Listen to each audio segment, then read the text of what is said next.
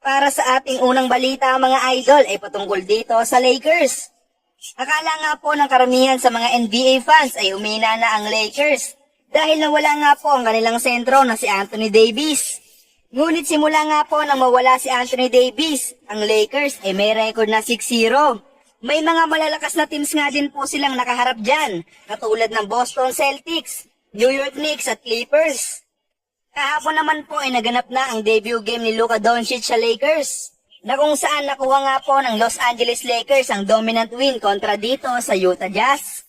Matapos nga po ang laban ay natanong itong si Luka ng isang reporter na kung gaano nga daw po ba ka-dangerous ang Lakers team na ito. Ayon nga po dito kay Luka mga idol, ay sobrang nakakatakot daw ang Lakers team na ito. Dahil napapaikot nga daw po nila ng maayos ang bola, at sa tingin nga din daw po niya, ay kayang-kaya din nilang i-lockdown sa depensa ang maraming players. Ayun nga po ang mga nasabi ni Luka Doncic matapos sa kanyang debut game. Mukhang totoo naman po ang mga sinabi ni Luka, dahil ang dalawang best player in the world na si Lebron at Luka ay magkasama na sa iisang team. Isama mo pa na sina Rui Hachimura at Austin Reeves ay maganda din ang pinapakitang laro ngayong season. Tapos nandyan nga din po ang kanilang mga lockdown defender na sila Dorian Finney-Smith at Jared Vanderbilt. Anong masasabi nyo dito mga idol? Para naman po sa ating huling balita mga idol ay patungkol dito sa bagong big man ng Lakers. Kanina nga lang po ay winave na ng Los Angeles Lakers ang kanilang big man na si Christian Wood para mag-open pa ng isang roster spot para sa kanilang koponan.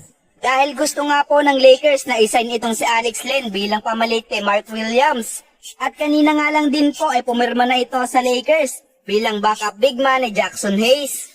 Sayang nga lang po si Christian Wood mga idol dahil magaling naman itong player. Ngunit palagi naman itong may injury kaya useless lang din sa Lakers.